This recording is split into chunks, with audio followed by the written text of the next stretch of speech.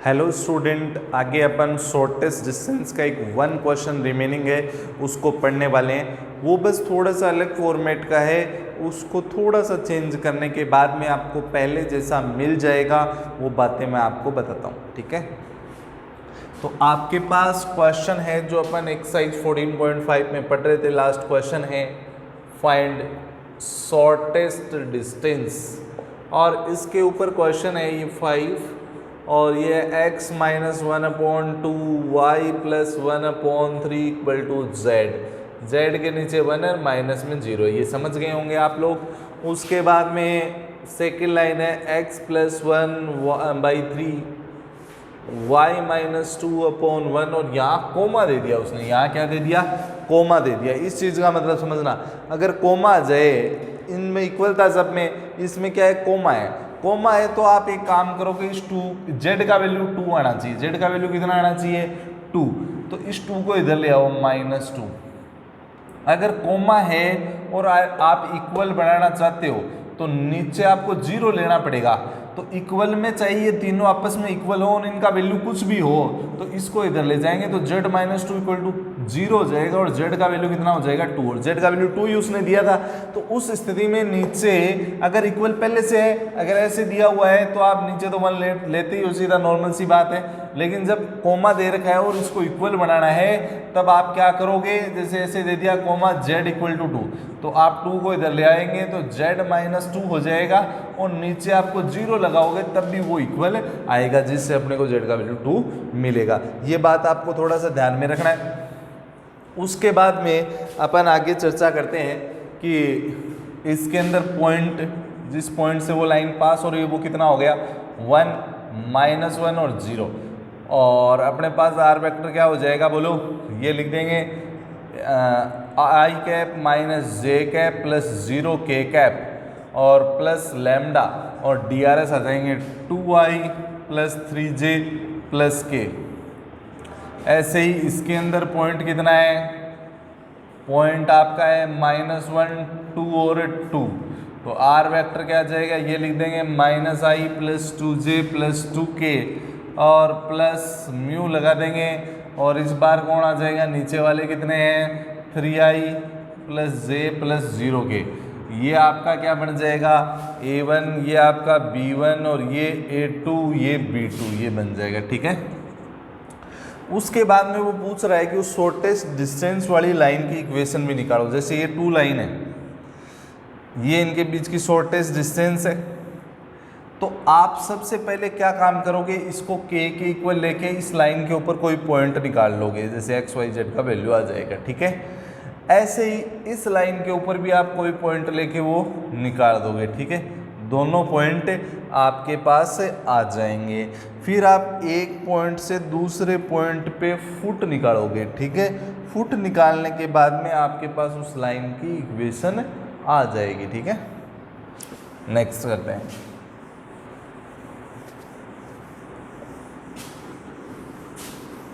Shortest distance निकालनी है पहले तो, और फिर इक्वेशन निकालनी है। अब आगे अपन पहले 14.7 पढ़ते हैं जो एंगल पे बेस है। आपको मालूम है एंगल, मैंने बताया था एंगल बिटवीन 2 लाइंस, तो अब मैं आपको बता रहा हूँ एंगल बिटवीन 2 प्लेन। प्लेन के बीच में एंगल बता रहे हैं। अभी प्लेन को अपन अच्छे से डिस्क्राइब भी करेंगे। जैसे प्लेन का इक्वेशन होता है ax plus by plus cz plus d equal to 0। यहाँ पे ये a1 है, ये b1 है, ये c1 है। ऐसे ही सेकेंड प्लेन है a2x plus b2y plus c2z plus d equal to 0। Plane के बारे में खास बात बता देता हूँ। जैसे ये प्लेन है, ये प्लेन है, तो ये प्लेन जैसे ऐसा कुछ होता है, प्लेन है ना जो स्पेस में है। जैसे ये बोर्ड प्लेन है, ये हवा में आ जाएगा, ऐसे आ जाएगा। इसके साथ में परपेंडिकुलर जो बनाता है, इसके साथ में जो 90 बनाता है वो नॉर्मल कहलाता है। ये प्लेन है, प्लेन का ये नॉर्मल होता है, ये हमेशा इससे कितना बनाता है? 90। दो प्लेन जैसे हैं, ये प्लेन और ये प्लेन, ये दोनों प्लेन है, ये एंगल नहीं बनाते, इनके नॉर्मल एंगल बनाते हैं। जैसे इसका नॉर्मल ये और इसका नॉर्मल ये दोनों आपस में मिलके क्या बनाएंगे, एंगल। नॉर्मल इसके साथ में ऐसे होता है 90 डिग्री पे, समझ गए होंगे आप लोग। तो नॉर्मल एंगल बनाते हैं, ठीक है। तो एंगल निकालने का फार्मूला होता है वो इकोस theta equal to A1 A2 plus B1 B2 plus C1 C2 upon under root A1 square plus B1 square plus C1 square, फिर under root A2 square plus B2 square plus C2 square. अगर आपको कोई भी दो plane दे रखे हैं तो आपको 6 चीज़ें निकालनी है। वो 6 चीज़ें अगर दिख गई तो आप उसका क्या निकाल दोगे, इक्वेशन निकाल दोगे। प्लेन का जनरल इक्वेशन ये होता है, नॉर्मल फॉर्म में भी होता है, r dot n equal to p होता है। यहाँ पे डी आर एस यहाँ मिलते हैं, वो आप अभी समझ जाओगे। जैसे आपको ये एंगल का फॉर्मूला लगाना है तो ये फॉर्मूला लगाना है, ठीक है। ये लगाओगे तो आपको 6 चीज़ें चाहिए। तो मैं आपको क्वेश्चन करवाता हूँ एक्सरसाइज 14.7 के अंदर। फर्स्ट क्वेश्चन डिस्कस करते हैं, फाइंड द एंगल। एंगल निकालने का ही क्वेश्चन डिस्कस करते हैं। तो सबसे पहले अपने पास क्वेश्चन है आर डॉट, इसमें फर्स्ट क्वेश्चन है r dot 2i minus j plus 2k equal to 6 and r dot second अपने पास है 3i plus 6j minus 2k equal to 9। आपको एंगल जब भी निकालना है तो सॉल्यूशन में 6 चीज़ें पता होना चाहिए, A1 B1 C1 और A2 B2 C2। समझ गए। ये दोनों प्लेन है, इनके बीच में एंगल निकालना है। प्लेन की इक्वेशन दे रखी है। अगर ये नॉर्मल फॉर्म में r dot n equal to p के फॉर्म में, इसके बारे में बताएंगे ब्रीफ में पूरी बातें। लेकिन अभी आपको क्या है, ये जो एन होता है उसमें डी आर एस समाहित होते हैं। तो डी आर एस कितने हो गए, 2 माइनस 1 2, 2 माइनस 1 2, आई जे के कोफिशिएंट है। ऐसे ही दूसरे प्लेन के बोलो 3 6 माइनस 2, ये यहाँ भर दोगे, एंगल आ जाएगा। समझ गए होंगे आप बात। एंगल की बात सबको समझ में आ गई। उसके बाद में अपन नेक्स्ट क्वेश्चन करते हैं। नेक्स्ट क्वेश्चन जो है वो भी एंगल निकालने का ही है। उसके अंदर आपके पास क्वेश्चन है, इसमें फर्स्ट है, सेकंड क्वेश्चन में फर्स्ट आपके पास है x plus y plus 2z equal to 9 and 2x minus y plus z equal to 15, ठीक है। तो आपको एंगल निकालना है तो ये बात तो कन्फर्म है, आपको 6 चीज़ें लिखनी पड़ेगी। ये कार्टेशियन फॉर्म है, A2 B2 C2, इसके बारे में मैंने बता ही दिया था। A1 B1 C1 यहाँ चिपके रहते हैं, A2 B2 C2 यहाँ चिपके रहते हैं। यहाँ से उतारो और यहाँ बिठाओ इनको। तो बोलो 1 XYZ के कोफिशिएंट, उसमें आई जगह के कोफिशिएंट, इसमें XYZ के, है ना। वेक्टर फॉर्म में क्या होते हैं, नॉर्मल या वेक्टर फॉर्म में आई जगह के कोफिशिएंट और इसमें XYZ के कोफिशिएंट। 1 1 2 1 1 2 2 माइनस 1 1 और एंगल वाले फॉर्मूले में भर दो, एंगल निकल जाएगा, ठीक है। अब आगे अगले क्वेश्चन की बात करता हूं। थर्ड क्वेश्चन जो है वो है prove that planes are mutually perpendicular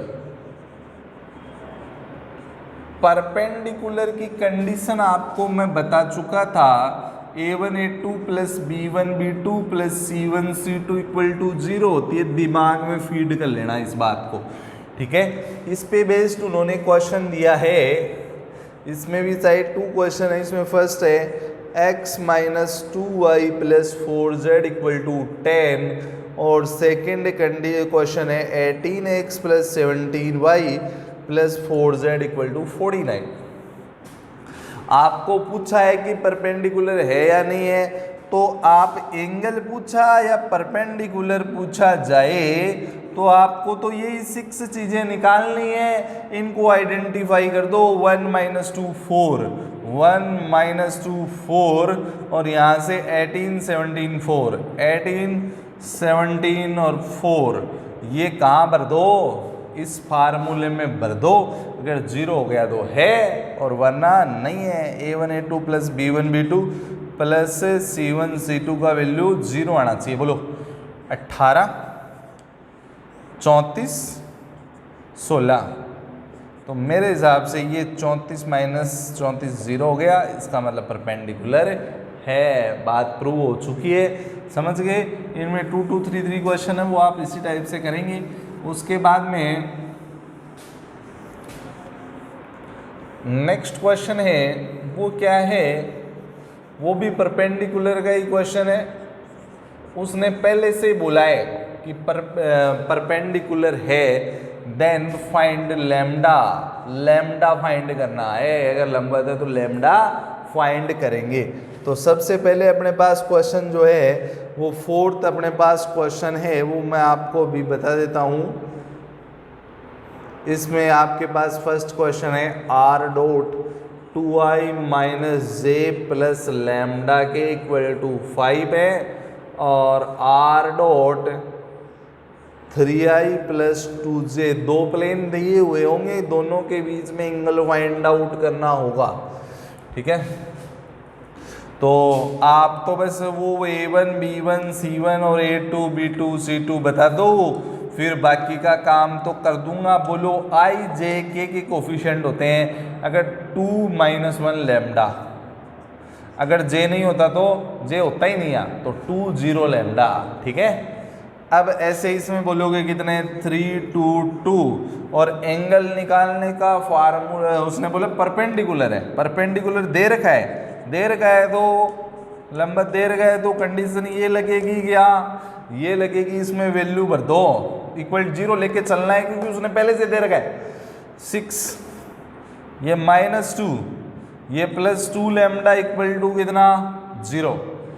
6 - 2 4 + 2 lambda equal to 0, 2 lambda इधर और 4 को उधर बिठा दिया। लैम्डा का वैल्यू निकालेंगे तो 2 इसके नीचे जाके बैठेगा और लैम्डा का वैल्यू -2 पर कट हो जाएगा। समझ गए क्या इतनी बात को? अब ये तो आपकी इन चीज़ों पे बेस्ड बातें हुई, अब आगे की बातें स्टार्ट करता हूँ।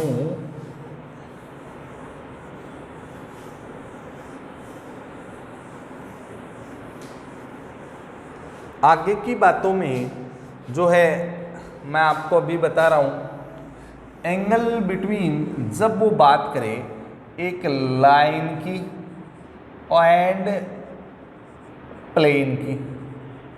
अब यहाँ पे एक बात बता रहा हूँ, दो लाइनों के बीच में एंगल का फार्मूला यही होता है, दो प्लेन के बीच में भी यही होता है, लेकिन जब वो बोले एक लाइन और एक प्लेन के बीच में निकालो तो फार्मूला तो यही होता है, लेकिन यहाँ कोस थीटा की जगह साइन थीटा आ जाता है। कोस थीटा की जगह क्या आ जाता है? Sine theta. कब आता है साइन थीटा? जब एक लाइन हो एक प्लेन हो, सेम सेम होते हैं तो क्या आता है? Cos theta. सेम सेम होते हैं तो क्या आएगा? कोस थीटा आएगा, क्योंकि सेम सेम है तो मतलब लाइन लाइन के बीच में कोस थीटा निकलेगा, प्लेन प्लेन के बीच में कोस थीटा निकलेगा, लेकिन अलग अलग हो गए, एक लाइन एक प्लेन, तो क्या निकलेगा? साइन थीटा निकलेगा। ये बात आपको याद रखनी है, अलग अलग है तो साइन निकालना है। तो यहाँ पे मैंने साइन थीटा लगा दिया जब एक लाइन है एक प्लेन, इस बात का आपको ध्यान रखना है। अब अपन इसके ऊपर बेस्ड क्वेश्चन करते हैं। फिफ्थ क्वेश्चन में फाइंड एंगल बिटवीन, एंगल निकालना है, और आपके पास क्वेश्चन में है लाइन तो दे रखी है आपको कितनी? x + 1/3 y - 1/2 z - 2/4 and plane दे रखा है, प्लेन दे रखा है आपको 2x + y - 3z + 4 = 0। अभी प्लेन के बारे में नॉर्मल बातें कर रहे हैं। सबसे पहले आपको जब भी कोई भी एंगल निकालना हो तो आपको ये जरूर चाहिए साइन थीटा कोस थीटा, बाद की बात है, ठीक है? बोलो लाइन के डीआरएस जो नीचे बैठे हैं वो डीआरएस हैं अगर वो कार्टेशियन फॉर्म में हैं तो, और प्लेन में इनटू में लगे हुए हैं वो डीआरएस है। इनको यहां भर दोगे इस फॉर्मूले में, भरने के बाद में बाय द वे मोड के कारण आंसर प्लस का आ गया, 4/5 आ गया, तो थीटा साइन इनवर्स 4/5 हो जाएगा। बस उसमें कोस इनवर्स हो जाता था, इसमें साइन इनवर्स हो जाता है, इतना ही फर्क है। समझ गए होंगे आप लोग इस बात को। इस फॉर्मूले में रखो और एंगल निकलेगा। 4/5 मैंने एग्जाम्पल के तौर पे बताया है, स्पेसिफिक नहीं है। अब अगला क्वेश्चन करते हैं 6 का। 6 में है फाइंड एंगल बिटवीन लाइन तो है इस बार x - 2/3 y + 1/-1 z - 3/2 and plane आपका है 3x + 4y + z + 5 = 0। आपको तो वही 6 चीज़ें बतानी है। अब एक दिक्कत यहाँ आएगी, ये तो सेम ही क्वेश्चन हो गया, A1 B1 C1 A2 B2 C2 6 चीज़ें हैं। वो क्या क्या है बोलिए? नीचे बैठे वाले 3 - 1 2 डीआरएस हो गए, इस प्लेन के डीआरएस इनटू वाले 3 4 1 हो गए। 5 से कोई मतलब नहीं है आपको, कांस्टेंट से फॉर्मूले में रखो, एंगल आ जाएगा। ठीक है। अब अगर कार्टेशियन में दे रखा हो तो अगले क्वेश्चन पे डिस्कस करता हूं। कार्टेशियन के अंदर अगर आपको दे रखा है और कार्टेशियन में आपको लाइन दे दिया I + 2j - k और प्लस लैम्डा, और आपको दे दिया I - j + k, ठीक है, और प्लेन आपको दे दिया r डॉट, प्लेन दे दिया r dot 2i - j + k = 4। तो कोई आपत्ति नहीं होनी चाहिए, आपको तो एंगल निकालना है तो 6 चीजें पता होनी चाहिए। तो बोलो, लाइन अगर वेक्टर फॉर्म में तो लैम्डा के पीछे बैठने वाले डीआरएस होते हैं, कितने हो गए? 1 - 1 1, ये कितने हो गए? 2 - 1 1। इनको इस फॉर्मूले में रख दो, आपका आंसर प्रकट हो जाएगा। ठीक है, इतनी बात आप समझ गए होंगे। अब आगे देखते हैं ऐसे ही क्वेश्चंस के ऊपर। अब आगे अपन नेक्स्ट क्वेश्चन देखते हैं। एट क्वेश्चन आपका क्या है कि आपको एंगल निकालना है, फाइंड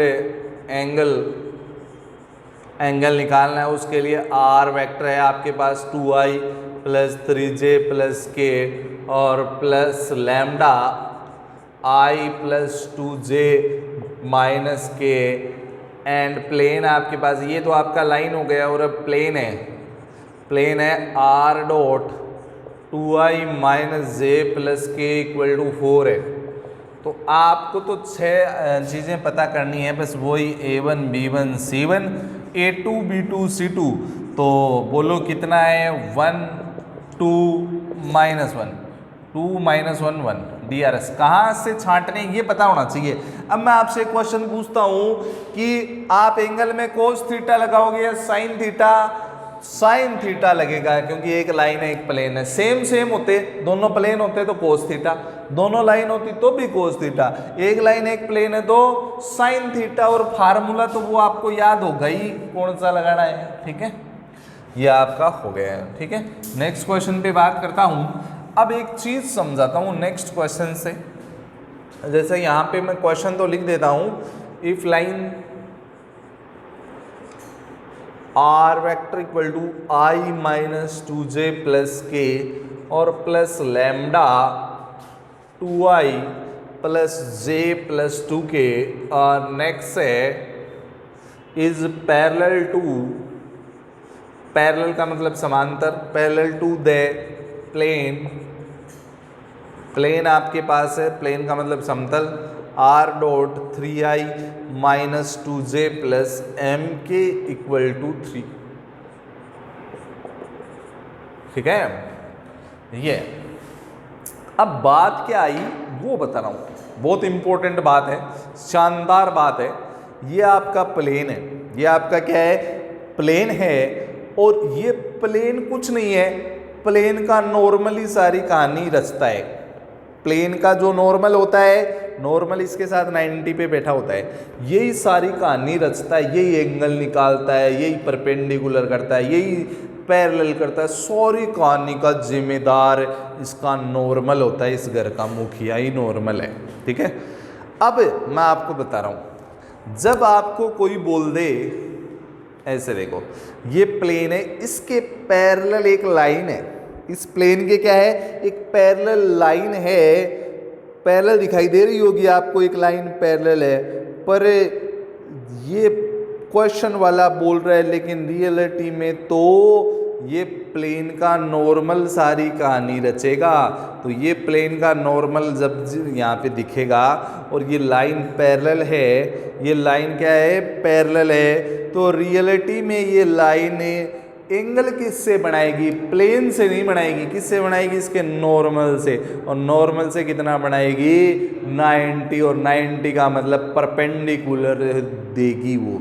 तो मैं ये बात बोलना चाह रहा हूँ कि ये केस सूडो है। सूडो का मतलब जो दिख रहा है वो हो रहा है नहीं, और जो हो रहा नहीं है वो दिख रहा है। समझ रहे हो, मतलब ये प्लेन है, ये लाइन के पैरेलल है, तो ये रियलिटी में इसका नॉर्मल इस लाइन के परपेंडिकुलर है। और रियलिटी की कंडीशन लगाएंगे, जो दिख रहा है वो नहीं हो रहा है, समझ रहे हो, लेकिन रियलिटी में ये नॉर्मल इसके साथ क्या बना रहा है, 90। अगर आपको एक प्लेन के पैरेलल कोई लाइन दे रखी है, तो रियलिटी में वो नॉर्मल के साथ 90 बना रही है, परपेंडिकुलर है, तो कंडीशन किसकी लगेगी, परपेंडिकुलर की। एक लाइन अगर एक प्लेन के पैरेलल है तो रियलिटी में वो क्या है, परपेंडिकुलर है। ये सूडो है, सूडो का मतलब जो दिख रहा है वो नहीं है। समझ रहे हो मेरी बात, इसके ऊपर बात करते हैं, चर्चा करते हैं। तो आपको A1 B1 C1 और A2 B2 C2 छांटने हैं। बोलो कितने कितने,